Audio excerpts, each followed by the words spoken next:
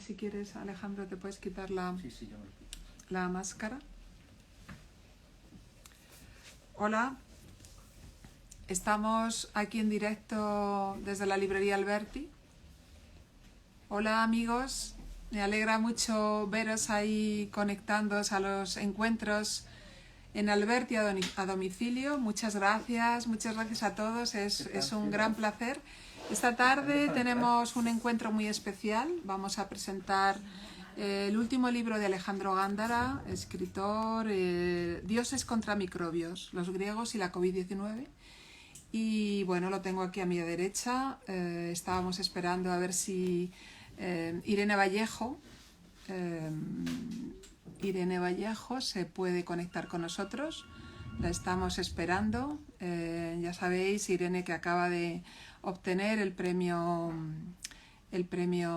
nacional de la crítica, de ensayo este año, en el año 2020, con su Infinito en un junco, un libro que se ha convertido en un auténtico fenómeno a lo largo de este año 2020, ¿no? Salió en septiembre, o sea que lleva un poco más de año publicado, pero las ediciones están siendo continuas, ¿no? Y es un libro que está teniendo muchísimo éxito y está gustando un montón. Y para hablar con ella, pues tenemos aquí a Alejandro. A ver si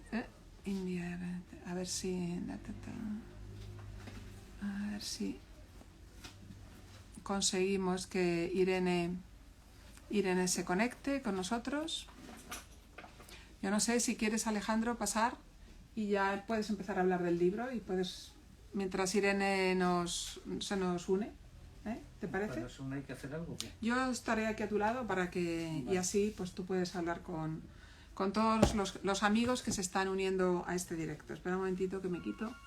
Y os dejo con Alejandro Gándara. Te puedes quitar si quieres la mascarilla. Pues buenas tardes. Bueno, estoy aquí en la librería Alberti para presentar y celebrar en parte el libro este que hemos escrito un poco entre todos los que hemos sufrido esto, ¿no? Porque no creo que sea un libro muy demasiado individual, por decirlo así. Creo que es una voz básicamente colectiva que he tratado de interpretar en la medida en que y que tiene que ver básicamente con lo que nos ha pasado y con lo que nos está pasando y lo que todavía nos pasará. Casi con seguridad lo escribí. Hola Irene, ¿qué tal? ¿Cómo estás? Hola, ¿qué tal? ¿Cómo estás, Alejandro? Bueno, perdona. Enhorabuena por tu premio, lo primero, que es el hecho de que además seas chica y se lo den el Premio Nacional de Ensayo, por lo que yo he sufrido para encontrar mujeres ensayistas, ¿no? En los proyectos que he estado haciendo. Bueno, pues ya tenemos una de la que podemos tirar por muchos años, porque con tu edad, sin ningún género de dudas, te vamos a exprimir sobremanera, ¿no? Casi todos estamos interesados en esto. Bueno, pues estaba diciendo eso, que lo escribí, fue un libro que escribí durante 4 semanas, un poco iluminado, la verdad, sin beber grandes cantidades de alcohol con la familia, pero lo disfruté mucho, la verdad es que fue un libro que disfruté, porque no esperaba nada de él, solamente esperaba poder contar lo que estaba pasando. Bueno, pues la verdad es que yo tengo que decir que a mí este libro me ha buscado, me ha elegido, he tenido la sensación de que ha sido él el que se ha cruzado en mi camino, y después de leerlo, la verdad es que me siento muy agradecida de haber sucumbido y recomendaría a todos los que nos están viendo que sean hospitalarios con esta maravilla, porque merece realmente la pena. Se presenta como un diario de pandemia, pero en realidad no necesitaba la enfermedad, no necesitaba el virus para escribirse este libro, y tampoco caducará cuando hayamos dejado atrás este episodio. En realidad ya decía Tucídides cuando hablaba de la guerra del Peloponeso en su historia, de cómo afectó a Atenas aquella pandemia que sufrieron. Decía que la peste desveló, descubrió cosas que siempre habían estado ocultas, pero existían y estaban allí. Y yo creo que este libro indaga en lo que hemos vivido sin entenderlo, sin acabar de perfilarlo, en aquello de lo que hemos tenido como vagas iluminaciones, busca nuestros secretos y sobre todo persigue el rastro de aquellas cosas en las que podemos resurgir fortalecidos. Y por eso es una crónica íntima del mundo entero, en realidad.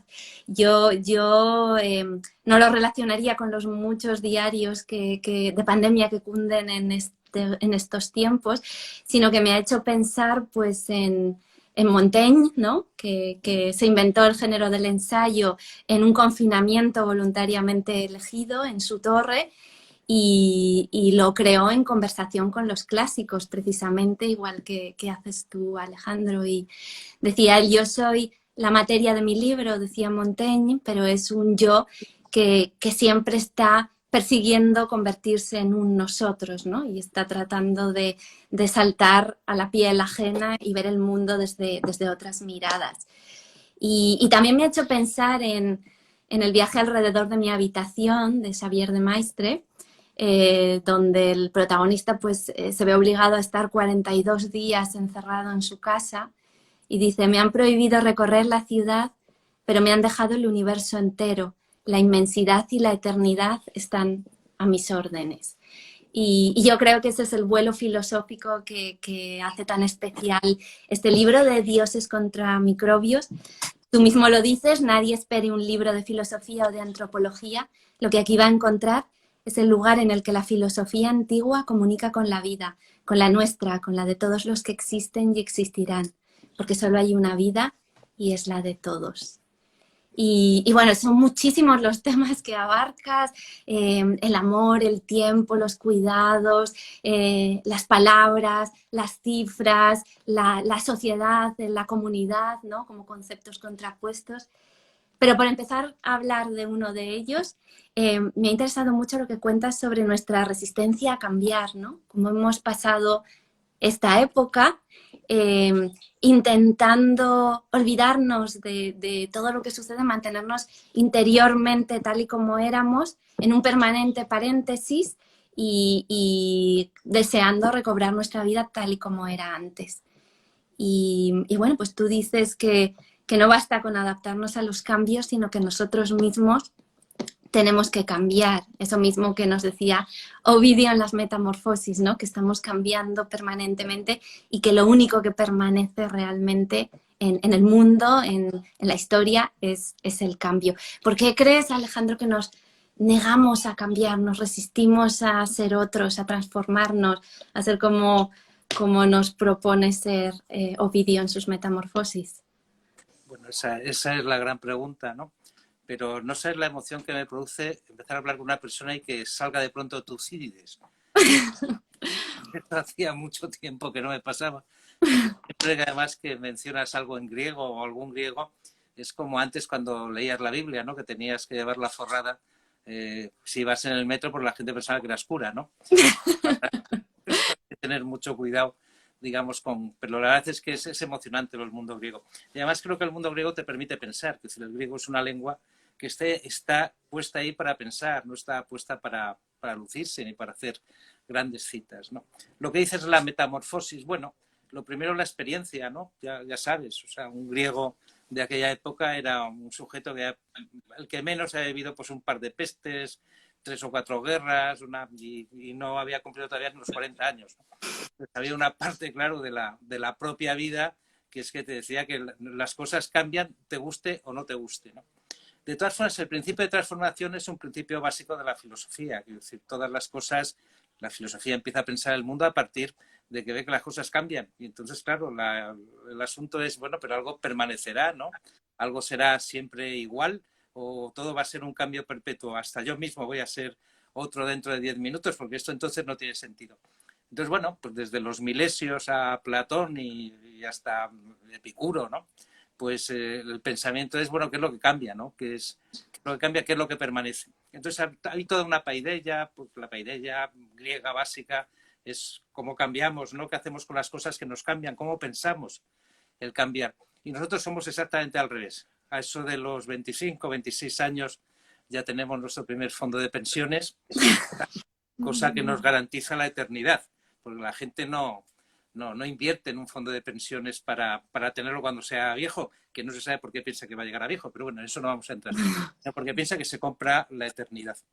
¿No? Estamos muy apegados a la seguridad, hemos construido un mundo en nuestra cabeza que es invariable, también es un mundo en el que la gente no muere, sobre todo nosotros. Quiero decir, es verdad que hay gente que se muere, pero como se comprueba estadísticamente o empíricamente son otros, nunca somos nosotros, estamos aquí, luego efectivamente se mueren otros, ¿no? Y todas esas vidas rectilíneas además que nos montamos, ¿no? Que vamos desde pequeñitos, ¿no? Ya con hitos, de principio hasta el final, con unos objetivos más o menos señalados, donde no admitimos, por supuesto, que haya interferencias, ni quiebras, ni ninguna especie de ruptura. Necesitamos que ese camino no tenga accidentes, ¿no? Y los accidentes nos sientan fatal. Porque, es decir, ya digo, accidentes para nosotros es un costipao en el día en que te vas a examinar de conocimiento del medio.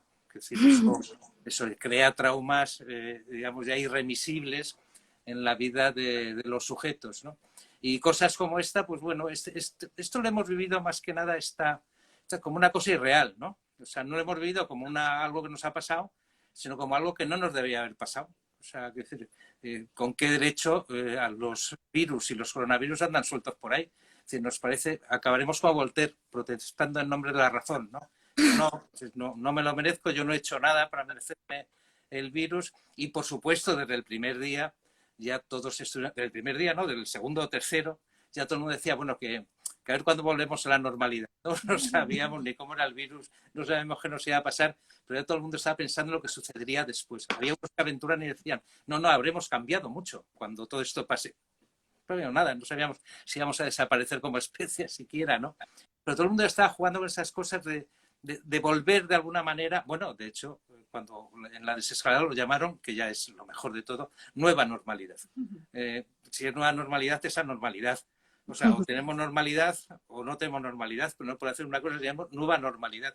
O sea, nuevo sentido común. Sí, es nueva, que otra cosa.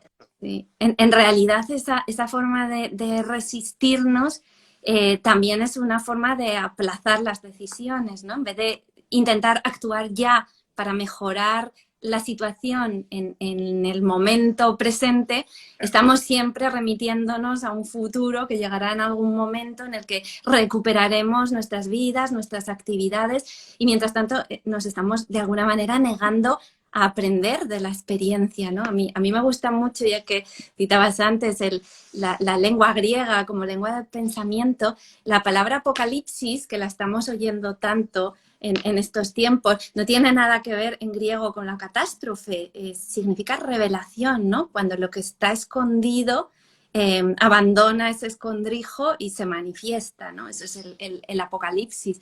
Y de manera que, bueno, pues ante un apocalipsis hay que mirar de frente, ¿no? Lo que se manifiesta por primera vez y antes no habíamos descubierto, ¿no? Y me sorprende, ¿no? Sobre todo ese empeño en negar nuestra fragilidad. No la queremos aceptar, olvidamos todas las penurias. Tú dices, salimos de una crisis para entrar en otra y siempre ponemos cara de sorpresa, ¿no? Como si fuera la primera vez que nos sucede. Y creo que ahí hay una gran diferencia entre nuestros mitos y los mitos de la antigüedad, porque los antiguos precisamente usaban los mitos, los ritos y las leyendas para enfrentarnos a aquellas cosas especialmente dolorosas y difíciles de aceptar, ¿no? Con las que nos asomamos a ese abismo para el que casi no hay palabras. Mientras que nuestros mitos contemporáneos pues consisten sobre todo en hacernos creer que somos fuertes, poderosos, que tenemos éxito, que somos autosuficientes, que nos bastamos, que seremos siempre jóvenes y que triunfaremos y que somos muy guapos, ¿no? Y en realidad en eso no hay sabiduría, hay negación, tú dices desconexión, ¿no? Con la realidad. Sí, bueno, es simplemente la oportunidad, el kairos que decían los griegos, ¿no?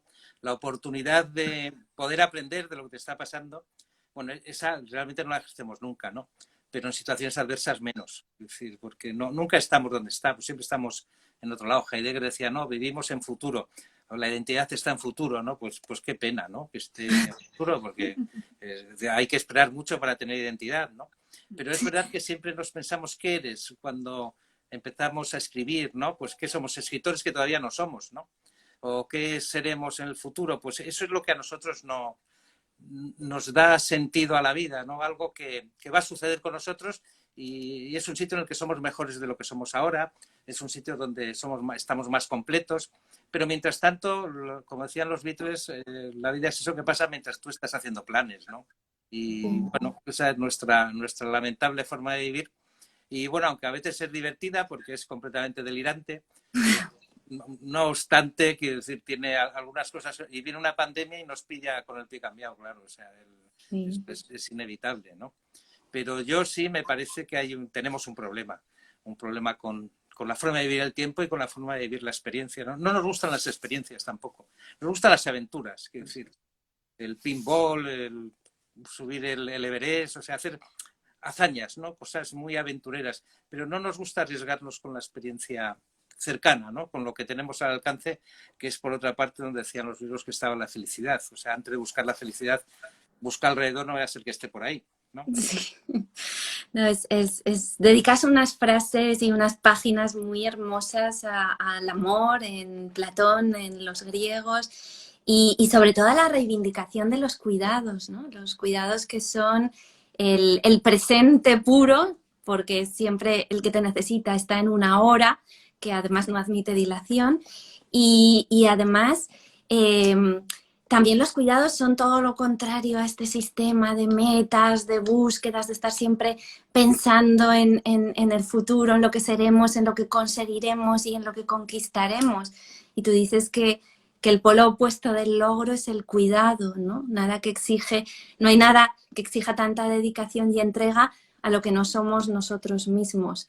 Por eso casi da la sensación de que los cuidados son en muchos aspectos incompatibles y chirriantes con esta sociedad consumista, ¿no? Que siempre nos hace pensar en nosotros mismos, en nuestro narcisismo y no en la ternura, en el amor, en las personas que realmente nos necesitan y las que no están, dices tú, en condiciones de defenderse solas.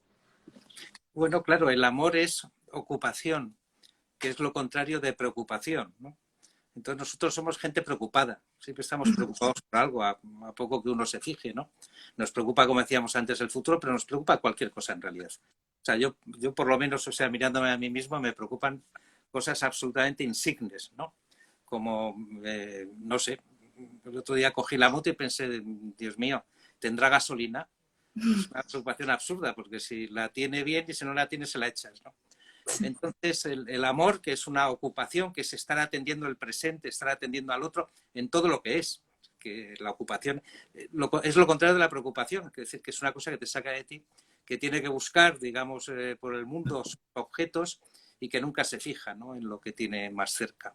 Es, por tanto, una triste y lamentable condición la que tenemos, pero somos gente muy preocupada y realmente no creo que nos haga especialmente felices, ¿no? No creo que sintamos grandes plenitudes, ¿no? Estando siempre preocupados. Somos cejijuntos, somos gente, digamos, con dificultad de trato, porque siempre estamos preocupados, lógicamente. O sea que esto va más allá del amor, esto va también a las relaciones políticas, a las relaciones con los otros, a las relaciones con uno mismo, ¿no? Porque un sujeto preocupado, en el fondo, se ocupa muy poco de sí mismo también. Está muy preocupado por sí mismo, pero se ocupa poco. O sea, y en ese sentido, el famoso conócete a ti mismo sería quizá el inicio de una filosofía para poder ocuparnos de nosotros mismos, de los otros o de quien sea. Pero estar preocupado es simplemente salirse de sí, ¿no? Salirse del ser y estar errando por el mundo en busca de algo que no sabemos qué es. Sí, hablas además del cuidado y de la atención, que es una cosa que me ha gustado mucho, me ha recordado a lo que decía Iris Murdoch, ¿no? Sobre el arte. Ella decía que el arte es una especie de bondad por poderes, porque nos enseña a fijar la atención en los demás, en lo que sucede a nuestro alrededor, a través de los personajes, de las tramas, y gracias a eso educamos la mirada. Y Y bueno, tú en este libro estás constantemente tratando de educar y adiestrar la mirada, ¿no? Para percibir todo lo que sucede a una nueva luz. Y por eso anécdotas cotidianas, ¿no? Las cuentas de una manera muy, muy hermosa, ¿no? Como ese momento en el que por fin se puede salir después del confinamiento y oyes una conversación por teléfono móvil en la calle de alguien que dice que está rogando a otra persona, ¿no? Como que solo un cafecito contigo me bastaría, y ahí en esa súplica tú descubres pues una síntesis de todo lo que ha pasado, ¿no? De la soledad acumulada, del deseo y la necesidad que tenemos de ser amados. Y luego hay momentos que son casi humorísticos, ¿no? Cuando me gusta mucho una frase que dices: mientras la perra tomaba la decisión de hacer pis, algo que entre olisqueos, giros y demás dura lo que un consejo de administración mediano, ¿no? O sea, tú estás mirando la realidad, viendo los objetos bajo una nueva luz, encontrando humor, suspense, peligros, ¿no? Realidades a las que antes no prestabas atención, y eso también es adiestrar la atención y transformar la mirada, porque aunque mirar no cambia el mundo, pero sí nos cambia a nosotros. Bueno, lo primero que tengo que decir es que la perra es muy pesada. O sea, todo el mundo decía que era una liberación porque los que no tenían perro no podían salir y nosotros sí. A mí me siguió pareciendo una pesada todo el tiempo, no pude evitarlo. Pero es verdad que eso, que fue una confirmación de lo que ya sabía, fue distinto de lo que descubrí en la calle, ¿no? Porque yo pasé una primera etapa del confinamiento no buena. O sea, me entró de pronto una sensación extraña. Yo desde pequeño siempre he tenido una pesadilla recurrente, que es que me metieran en la cárcel. Con las cosas que hacía no me hubiera extrañado nada, pero bueno, en todo caso era una pesadilla, ¿no? Y hubo un momento que y entonces empecé a asomarme a la ventana y empecé a ver otra calle, otra gente, otras personas que eran las que siempre veía, ¿no? Y recuerdo siempre, la primera imagen es la del enfermo con la Corea de Huntington, con el movimiento ese, que simplemente lo abandonaban allí. Antes lo cogían, lo sacaban por el barrio, pero como ahora no se podía pasear, y hubo un problema además con los discapacitados. No sé si lo recordarás, que la gente protestaba porque salían a la calle. A este cogieron y lo aparcaron directamente entre un canalón y la puerta del estanco que había en la calle.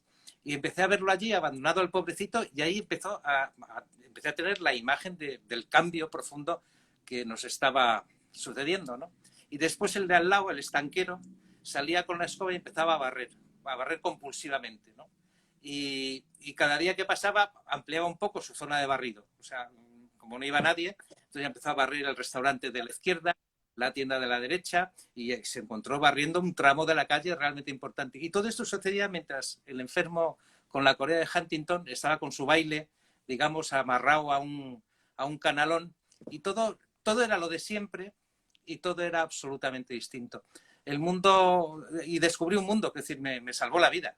Efectivamente, el poder estar atento a las cosas que siempre habían pasado, que siempre habían estado allí y que de pronto tenían una factura un poco distinta. Mostraban un rostro ligeramente diferente, al menos a mi mirada. Y mi mirada, por supuesto, también cambió. Claro, cuando miras, no solamente cambia el mundo, también cambia tu forma de mirar, ¿no? Y así me fui entreteniendo los 2 meses y pico, y ya a partir de ahí efectivamente me puse a escribir, porque pensé que había además se estaba tendiendo un puente en el tiempo entre lo que nos había pasado a la humanidad desde el origen de los tiempos y lo que nos estaba pasando en ese momento. Éramos testigos del tiempo y teníamos que dar testimonio de todo el tiempo que había existido antes de que llegáramos nosotros a este mundo. Sí, es que además el libro está lleno de observaciones muy perspicaces de lo que estaba sucediendo al hilo de las noticias.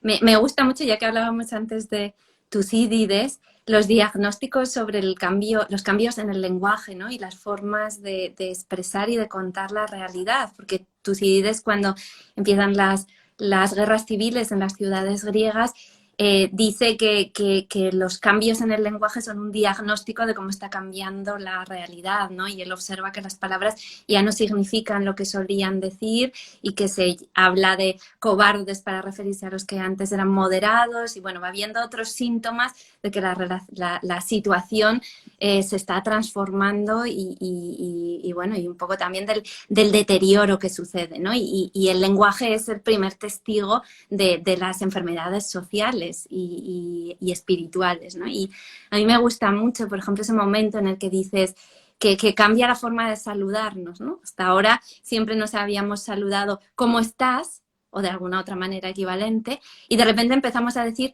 ¿cómo estáis? ¿No? Ese plural implica que ya, dices tú, cada uno nos hemos convertido en la cara visible de una colectividad, los parientes, los amigos, y que está ligada esa colectividad inexorablemente a nosotros en la alegría y en la desgracia. Nos hemos convertido cada uno de nosotros en un plural, ¿no? Y ahí estás viendo todo lo que expresa un pequeño cambio gramatical, ¿no? Todo lo que en realidad dicen las palabras incluso por debajo de la superficie. Sí, así es. Es que además eso manifiesta otra cosa que tiene su interés, y es el hecho de que estamos como escondidos dentro de nosotros mismos. Es decir, todas esas cosas que de pronto afloraron, todas las relaciones que se destensaron, ¿no? Que se establecieron, que se cosieron entre las personas, todo eso estaba ahí, es decir, no había desaparecido. Lo que pasa es que una cierta dinámica social, que una cierta forma de estar ante el tiempo y los otros, la había ido desfigurando, la había ido simplemente, como decía antes, ocultando, ¿no? Entonces fue muy bonito verla salir en tan poco tiempo, por otra parte, porque no hemos estado confinados meses y meses, ¿no? Hemos estado, digamos, unas cuantas semanas, ¿no? Y ya desde el principio se vio que había como una efervescencia, ¿no? Como una pasión por salir de lo que éramos y buscar otra cosa. En algunos, no realmente en los medios de comunicación, que siguen todavía dándonos los datos de contagios diarios que no sabemos lo que significan, porque es imposible saberlo, ¿no? Pues dejar de hacer PCR si así no estamos ninguno contagiado, nos morimos por la calle y ya está. Y 0 contagios y millones de muertos, ¿no? Bueno, es absurdo que el sistema este aritmético, pero claro, cuando la gente lo único que sabe es aritmética, le gusta demostrarlo, le gusta que la gente sepa que sabe sumar, ¿no? Hoy tantos en la UCI, tantos hospitalizados, tantos contagiados. Bueno, si a ellos les viene bien y realmente les relaja, pues estupendo. Pero a los demás no nos dicen nada. Y hubo muy poca atención a lo que estaba pasando realmente, a cómo la gente tenía, sobre todo los niños, ¿no? Que eran los que estaban más indefensos, más inarticulados, ¿no? Hubo muy poca atención a eso. O sea, realmente, ya que hay unos medios de comunicación de masas y que tenemos estas potencias, ¿no? A la hora de comunicar cosas, podrían haberse dedicado también a lo que estaba pasando, y no lo han hecho y siguen sin hacerlo. Es decir, hay una cosa, digamos, muy rígida, muy mostrenca en nuestra cultura a la hora de ocuparse de los problemas importantes, y en cambio estar absolutamente absortos, ¿no? En la cantidad de contagios que salvo que alguien me lo explique, yo todavía no sé qué significan, ni si son muchos, ni si son pocos, ni qué devenir le espera a una cifra, ¿no? Salvo que todos queramos ingresar en alguna de las cifras, claro. La de los muertos, la de los enfermos, la de los supervivientes, la de los amenazados, la de los asintomáticos. En fin, es como lenguaje incluso, es una especie de repugnancia, ¿no? A todo afecto, a toda forma de encontrarse con los demás, a todo encuentro íntimo, ¿no? Con la realidad o con la gente. A mí me tienen realmente asombrado, ¿no? Y así como pasa eso, en los otros lados pasaban otras cosas, ¿no? Hubo como una especie de florecimiento de la comunidad o de las relaciones civiles, o yo qué sé. Algunas se rompieron, otras se estrecharon, pasaron cosas, no sé, de repente un amigo que no era tampoco demasiado amigo empezó a traerme pescado a casa. Pero siempre el mismo, es decir, siempre traía merluza, ¿no? Y acabamos de merluza un poco saturados. O sea, nos comíamos su amor, la merluza, hacíamos lo que podíamos con ella, ¿no? Pero estas cosas empezaron a pasar, la gente fue muy espontánea en muchos momentos, o sea, inventó realmente. La verdadera obra, creo yo, que eso es un poco en lo que insistía, ya que estamos así de finos tú y yo, Platón en la República, la verdadera obra es la de la vida, la de la propia vida. Es ahí donde el artista donde se demuestra y se revela es en lo que hace con su propia vida. O sea, un artista que es infeliz o que no es un artista propiamente hablando, ¿no?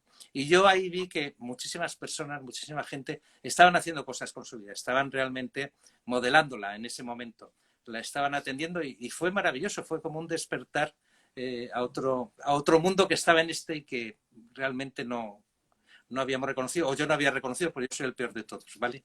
O sea, yo no tengo una sensibilidad tampoco especial, sino soy bastante borrico por lo general, pero bueno, esto para mí fue una ocasión también de, en fin, de despertar. Pues este libro está llenísimo de sutilezas de observación de las personas, de los paisajes, de la ciudad, del paso del tiempo. Y luego está el tema de las palabras, ¿no? Las palabras y los números que ocupan tanto espacio en tus reflexiones y las palabras, tú dices, ¿no? Que no nos hemos parado a pensar cómo las palabras y las noticias afectaban a nuestras defensas. Las palabras también pueden ser enfermedad o pueden ser sanadoras. Y bueno, decía Gorgias, ¿no? que las palabras son tiranos porque siendo tan pequeñas, tan inmateriales, ¿no? Pueden provocarnos el miedo, la furia, el deseo, pueden seducirnos, pueden calmarnos, pueden apaciguarnos, pueden enamorarnos y todas esas emociones, ¿no? Están contenidas, al menos como posibilidad, en la palabra. Tú hablas mucho del cuerpo, ¿no? De cómo sentir y experimentar la realidad a través del cuerpo, la carnalidad, pero está también la palabra que es lo inmaterial. Y bueno, me gusta mucho porque, en fin, psique, que es como los griegos decían alma, la psique, era como un hálito, ¿no? Una respiración, un aliento, eso es lo que significa la palabra que traducimos como alma, ánima en latín, ¿no? Y en realidad el alma respirada, digamos, y las palabras están hechas del mismo material, porque el alma de los griegos que se respira, que es aliento, recorre las mismas rutas en nuestro cuerpo que las palabras, que también son aire que vibra, que pasa por la boca, por los labios, por los caminos de la respiración, ¿no? Entonces, bueno, las palabras son aquí el alma frente a los números, que son un poco la frialdad, lo que llamabas la desconexión, ¿no? El ansia de control, y hay una contraposición que tú estableces, y es muy bonito cuando además dices que incluso un poema épico como la Ilíada griega es en realidad una gran exaltación del poder de la palabra, ¿no? Los griegos sucumbían ante el encantamiento de las palabras y nosotros muchas veces hemos caído en la idolatría de los números en vez de cuidar y cultivar las palabras con las que también podemos cuidarnos los unos a los otros. Bueno, yo soy más partidario de que se junten la palabra y el número, como en la poesía o como en la música, ¿no? Que no tienen por estar separados. No, nuestra cultura los ha separado. Por un lado están los números que son cifras, básicamente, por un lado las palabras. Pero hay que recordar que para los griegos los hexámetros son la lengua de los dioses. Escribían de esa manera tan especial porque de esa manera pensaban que se expresaban los dioses. Y es la manera realmente de acercarte al Dios, ¿no? Al Dios incluso que hay en cada uno de nosotros. Contar las sílabas, ver el ritmo, buscar la plenitud de la palabra, y eso solamente puede hacerse con ritmo, y el ritmo solamente puede hacerse con número. Como sabes, tienen la misma raíz, además, ritmos, o sea, estamos jugando siempre en un territorio donde la música expresa, digamos, una lengua que está por encima de nosotros, la lengua de los dioses o nuestra propia lengua cuando nos ponemos finos, ¿no? Y nos podemos hablar de forma exquisita, cuando nos enamoramos, hablamos, escribimos o simplemente recitamos un poema, ¿no? Esa palabra está llena de número, pero es otro número. O sea, no es el número que nos hace callar, sino el número que nos hace cantar, que es un número absolutamente distinto, ¿no? Y por eso en la Ilíada, claro, cuando cantan las hazañas de los héroes todos muy discutibles, quiero decir, hay auténticos perros salvajes, algunos de ellos, simplemente piensan que los dioses les están nombrando, ¿no? Y que por tanto su fama será inmortal como los dioses son inmortales. Es decir, seremos eternos a través de las palabras, porque son las palabras eternas que son las únicas con las que nosotros podemos hablar de los dioses, ¿no? Bueno, todo este universo tan maravilloso que tienen las palabras, cuando van asociadas al número, cuando crean el ritmo, cuando crean la lengua de la divinidad, claro, nosotros ahí, a los que nos gusta ese mundo, claro, nos quedamos totalmente entontecidos, ¿no? Pensando en esas cosas. Pero fue una cultura, fue un mundo entero. Y ese mundo lo perdimos. Y creo que no pasa nada por intentar recuperarlo, ¿no? Y creo que de alguna forma todos los que escribimos estamos intentando rescatar ese mundo de alguna manera, ¿no? Tenemos una nostalgia de un sitio en el que no hemos estado nunca, pero con el que soñamos vivir, un poco como Odiseo, que volvía al cabo de 20 años a su casa y no sé qué pensaría de cómo sería su casa después de 20 años. Pero vamos, es una de los enigmas, ¿no? Y de las cosas más trágicas de toda la Odisea, es este sujeto que se fue durante 20 años y quería volver al mismo sitio del que se había ido. Cosa que, en fin, ya le demostró la realidad que eso es difícil. Aún así, tuvo bastante suerte. Bueno, dice la leyenda que se volvió a marchar bastante rápido, o sea que se ve que lo que le gustaba era volver, no llegar. Pero bueno, la verdad es que es muy bonito cuando hablas del mundo antiguo, ¿no? Como una sociedad que conocía el mundo, pero no era cuantitativa, y dices que para ellos el número era ritmo, ¿no? Y eso tenía que ver con las armonías internas de la realidad, con el ajuste, y bueno, pues en eso... Ahí es donde pueden confluir, como tú dices, el ritmo y la palabra, ¿no? Y la poesía. Y también la filosofía, que es diálogo y también es, de alguna manera, el ritmo, ¿no? Intentar que dos personas se armonicen hablando a través del diálogo. Es muy bonito. Muy bonitas también las reflexiones que haces sobre los monstruos, que en realidad en latín la palabra monstruo, a mí siempre me ha gustado mucho esa etimología, viene del verbo monstrare, o sea, señalar con el dedo, y eso quiere decir que en realidad quien señala es quien crea al monstruo.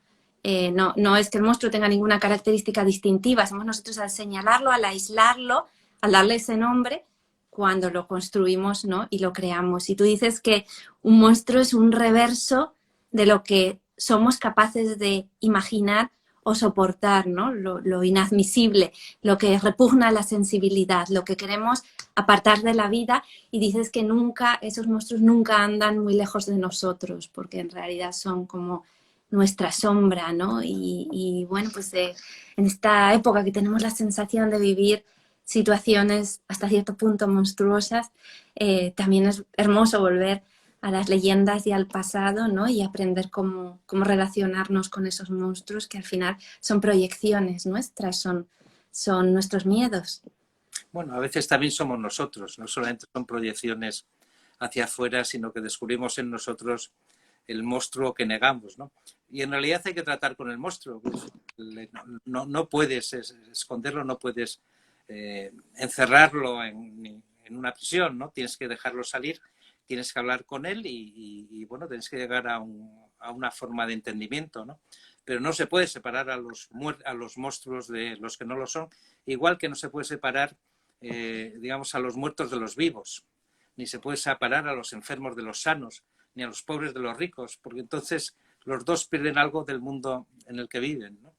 Pero nuestro monstruo, el que nosotros escondemos celosamente, ese es un monstruo que merece respirar y que merece salir a la superficie para que podamos hablar con él. Por muy monstruo que sea, pero en ese sentido también, desde el siglo XIX se ha endurecido mucho nuestra fachada social, ¿no? O sea, los propios retratos se ven, ¿no? La dificultad que hay en poder mostrar nuestras emociones, simplemente. En la Ilíada estaban llorando todo el tiempo. Es decir, yo no he visto un libro más lacrimógeno que en la Ilíada, qué cantidad de llantos y además y quejidos y gritos de pena, ¿no? Nosotros ya prácticamente no lloramos en público y cuando eso pasa nos sentimos muy incómodos, ¿no? Nuestro rostro está perfectamente trabajado con los espejos, las cámaras y demás para que no muestre demasiadas emociones o muestren las que nosotros queremos. En fin, nos hemos ido endureciendo, nuestra parte de afuera se ha ido endureciendo tanto que es la que encierra realmente lo otro que somos, ¿no? Lo otro que somos, que a veces es monstruoso y a veces no. pero también el monstruo queda encerrado en la caja de nuestra apariencia. Y lo vamos matando poco a poco y nos vamos secando poco a poco, nos vamos convirtiendo simplemente en una escayola, digamos, de nuestro propio ser, ¿no? Sí, por eso a ti te interesa tanto el dolor y haces una reflexión muy interesante. Dices, el dolor ha hecho encogerse el mundo y el mundo ha ampliado el mapa del dolor. Ya no solo suceden las tragedias en lugares remotos, ¿no? Qué distinto era nuestro modo de enfrentarnos a la adversidad, a la tragedia, cuando sucedía muy lejos o cuando sucede aquí. Y también nuestra forma de mostrarla, de fotografiarla, de hablar de ella, incluso el lenguaje que utilizamos, ¿no? O sea, qué dimensión de proximidad o lejanía imponemos al dolor, y estamos mucho más cómodos con el dolor a distancia, pero el dolor cercano nos cuesta mucho asimilarlo, mirarlo, contemplarlo, ¿no? Y bueno, como tú decías, nos esforzamos y nos entrenamos para endurecernos y para no ser capaces de mostrar nuestra propia vulnerabilidad, que es la forma también de colaborar, ¿no? De ayudarnos unos a otros. Al final, la colaboración depende de ese sentimiento de vulnerabilidad, porque todos al final seremos ayudados por la comunidad si somos capaces de atender la vulnerabilidad de los otros y asumir la nuestra propia. Pues sí, indudablemente somos... nuestra vida es la vida de todos. Hasta que eso no se entienda va a ser muy complicado que la gente realmente pueda vivir con cierta potencia su vida, ¿no? Y desplegar todas sus posibilidades, que es...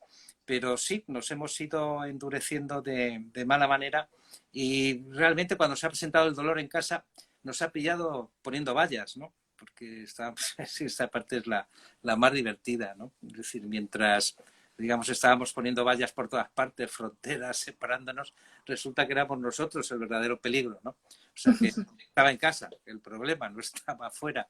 Y entonces no sé qué vamos a hacer ahora con las vallas. Va a pasar como le pasó a Trump, digamos, con el muro con México. No sé qué hará con él ahora. Supongo que coger los ladrillos o los mazacotes de cemento y hacer otras cosas. No sé, hacer mamparas, por ejemplo. No tengo ni la menor idea. Pues a nosotros nos pilló así. Nos pilló muy ocupados, ¿no? Con distinguirnos del resto del mundo, poner los alambres por aquí y por allá, y después resulta que éramos nosotros, ¿no? Nosotros éramos nuestro verdadero peligro, y todos nos convertimos en un peligro para los demás, ¿no? Esa es otra parte que en otro momento podemos analizar, pero cómo el otro de pronto se convirtió en un peligro para uno, y cómo realmente empezamos a sufrir la disolución de todos los lazos a partir de que a nosotros se nos presentó como una amenaza, ¿no?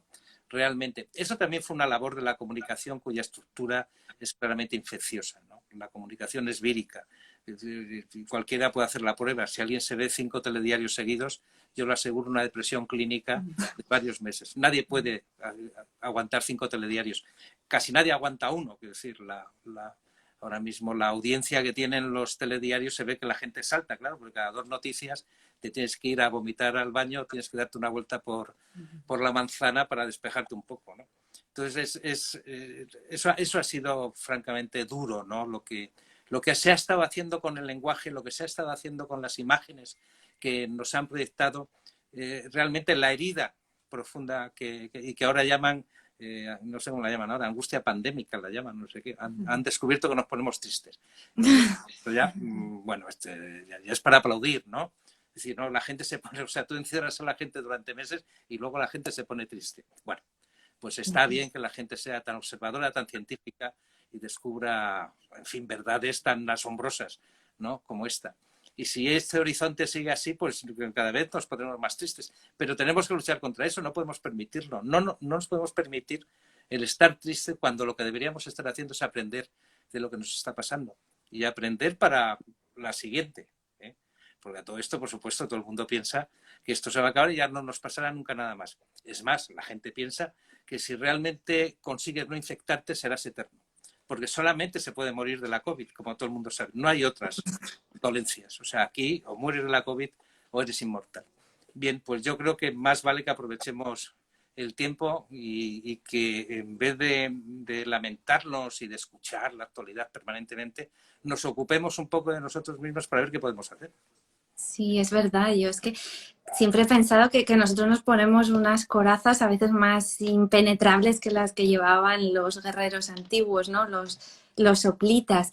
Y es muy interesante que yo creo que ese mensaje de cómo nos hemos pasado los últimos años señalando las diferencias, haciendo hincapié en lo que nos separa, en nuestras particularidades, ¿no? Incidiendo en las fronteras, en los muros, separándonos, controlando las entradas y las salidas, pues casi es como si en el infierno de Dante hubiéramos tenido un castigo proporcionado a nuestro delito y ahora nos hubiera llegado esta situación que nos ha obligado a todos a estar, ¿no?, fuera de esa frontera imaginaria y lejos del contacto, impedidos de movernos libremente, ¿no? Y yo creo que los clásicos, precisamente, leer los clásicos, pero leerlos como tú los haces, ¿no? Trayéndolo al presente, relacionándolo con todo lo que nosotros ahora sentimos y experimentamos, es una forma de rebelarse contra ese histerismo de la diferencia y reivindicar lo que nos une, ¿no? Y todo lo que los griegos, desde Aristóteles en adelante, pensaron sobre la vida comunitaria. Y a mí me gusta mucho destacar que realmente en la Atenas democrática la filosofía se convierte en diálogo y todos hablan. También Aristóteles escribía diálogos, lo que pasa es que no se han conservado, pero en ese diálogo hay un intento, tú dices, lo que nos une es el diálogo, ¿no? Que construimos una comunidad hablando, discrepando, dudando, como nos enseñó Sócrates, y poniéndonos de acuerdo, dices, en lo que nos falta. Es muy importante ponernos de acuerdo en lo que nos falta. ¿Nos puedes contar un poco esa idea que parece tan paradójica? Bueno, a veces tengo aciertos que son solo literarios, ¿vale? Después mi cabeza no da para tanto. Pero sobre el diálogo sí hay algo que decir en primer lugar, y es que no sabemos dialogar porque nosotros entendemos que el diálogo es que cada uno dice lo que piensa y lo que cree que es cierto, cuando en realidad el diálogo solamente puede partir de lo que ignoras. Es decir, solamente puedes hablar con otro a partir de creer que no llevas toda la razón, a partir de creer que no tienes toda la razón. Esto se ve muy bien en las discusiones matrimoniales, por ejemplo, donde como los dos vayan convencidos de que tienen razón, no hay diálogo posible. Es decir, simplemente sería mejor lanzarse unos cuantos tenedores o cuchillos y sería exactamente lo mismo, ¿no? En realidad el diálogo es ponerte en un sitio en el cual crees que puedes no tener razón. Y por tanto estás abierto a escuchar al otro. Y sin esa escucha, el diálogo es imposible. Y nosotros, por supuesto, nuestra capacidad de escucha es pequeña. O sea, nuestra capacidad de ocuparnos y de prestar atención a lo que tenemos es pequeña. Pero nuestra capacidad, desde luego, de escuchar a los otros, que es maravilloso, es decir, cuando escuchas realmente al otro libre, ¿no?, de prejuicios, libres, como decía Lucrecio, auris vacuis, ¿no? O sea, límpiate los oídos, escucha. Es una experiencia maravillosa que nos estamos perdiendo. Bueno, pues nosotros tenemos efectivamente todo lo que no hay que tener para poder entablar un diálogo siquiera con la pareja, ¿no? O sea, bueno, o sea, a lo mejor la tuya es perfecta y estoy metiéndome aquí donde no temo. Pero la mía que es imperfecta, o sea, pues a veces digamos que tiene estas cosas. Y tienes tu razón en una cosa que has dicho antes, que ahora me empieza a parecer aterradora. Y es que efectivamente parece que la pandemia es un poco el castigo coherente para lo que somos, ¿no? Es demasiado coherente, o sea, es como si hubieran dicho, vamos a ver, ¿qué le podemos meter a estos en el cuerpo que les haga sufrir un rato para que se den cuenta de dónde están?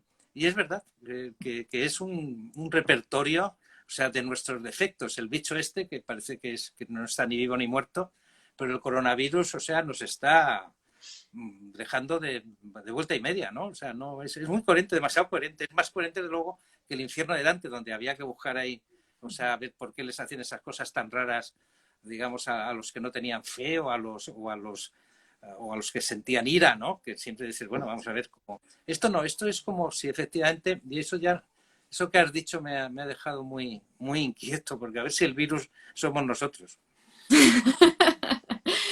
Bueno, a mí me ha gustado mucho cómo defines ese diálogo de los antiguos, ¿no? Y que propones para el presente, diálogo que dices que intenta formular grandes preguntas y ofrecer pequeñas respuestas inacabadas, que es lo que sucede siempre en los diálogos socráticos, platónicos, que nunca se llega realmente a ninguna conclusión definitiva, pero durante el camino ha sucedido algo, algo que tiene un componente precisamente de metamorfosis o de iluminación, que es verdaderamente lo que justifica todo ese camino compartido.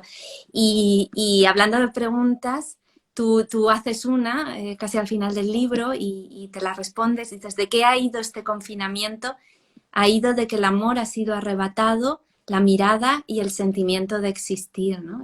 Es una definición terrible de lo que realmente nos quitaban o nos faltaba en el confinamiento, y no tanto ir a la calle o poder viajar o subir en el coche o ir al trabajo y relacionarnos con los compañeros, ¿no? Tú dices que era algo mucho más profundo, nos arrebataban el amor, la mirada y el sentimiento de existir, porque el sentimiento de existir también depende de los demás. Y bueno, aquí pensaba en Levinas, ¿no? Que decía que es el otro, el tú, el que me dice quién soy yo, ¿no? Y cuál es realmente mi identidad. Y hemos estado a la deriva porque nos faltaba ese tú que nos define y nos ayuda a entablar ese diálogo, ¿no? Bueno, ha sido un largo recorrido para llegar efectivamente a lo que llaman ahora biopolítica, es decir, ya el poder se ejerce directamente sobre los cuerpos, ¿no? El confinamiento era necesario, quizá. Yo no, como no soy epidemiólogo como el resto de los españoles, que son todos epidemiólogos y que, en fin, es una carrera que deben dar, como a los rusos el violín para ir a la escuela, pues aquí les dieron el manual de epidemiología para que sobrevivieran, ¿no?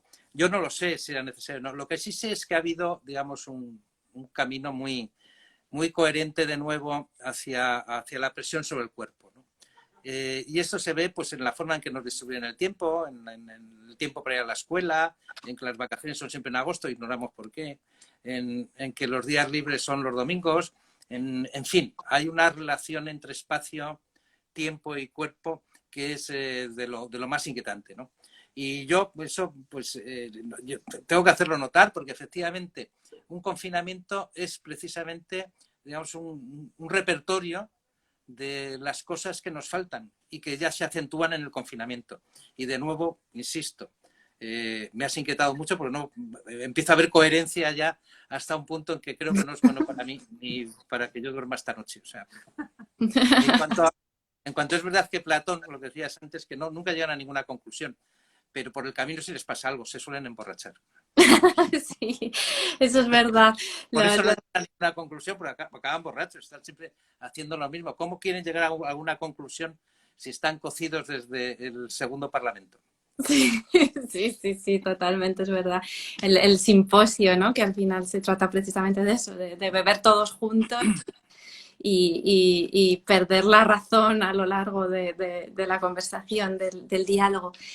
Bueno, creo yo que ya te requieren para las firmas. Yo solo quería acabar diciendo que creo que este libro es, bueno, recuperar ese concepto que tenían nuestros clásicos, ¿no? De pensar y reflexionar como arte de buscar la felicidad. Y yo creo que este es un libro que no solo te hace feliz mientras lo lees, sino que te ayuda a entender mejor el mundo en el que vives, a encontrar sentidos y, como tú decías, coherencias y aspectos ocultos. Reconocer la propia experiencia que hemos vivido todos al mismo tiempo, pero cada uno por separado. Y en definitiva creo que todo eso nos reconcilia con la vida. O sea que yo es un libro que recomiendo vivamente, porque creo que nos trae placer. Muchísimas gracias, Alejandro. Ha sido... Bueno, que sepas que estoy muy contento con tu premio. Bueno, hemos venido a hablar de tu libro. Bueno, pero que lo sepas. Gracias.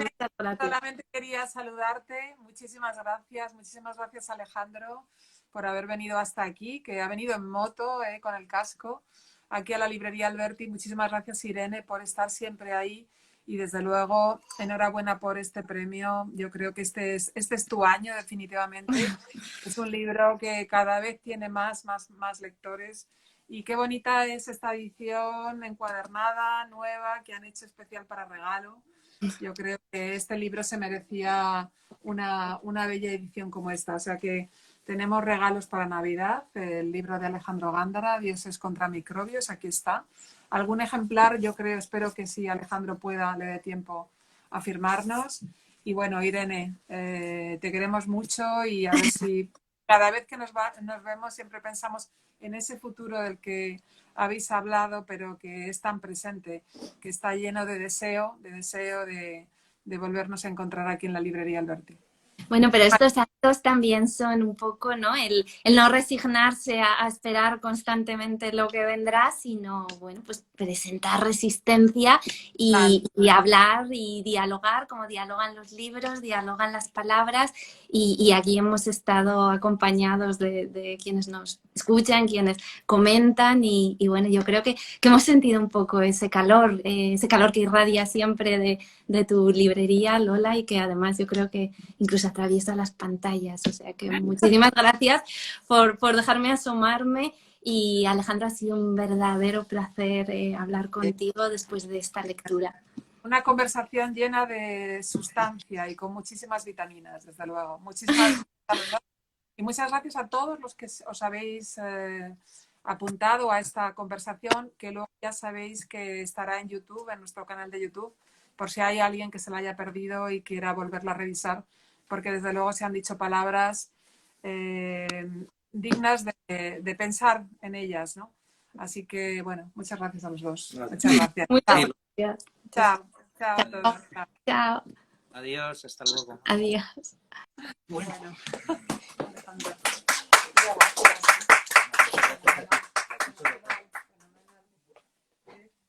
Ahora, ¿te da tiempo o te tienes que ir quitando? Tengo...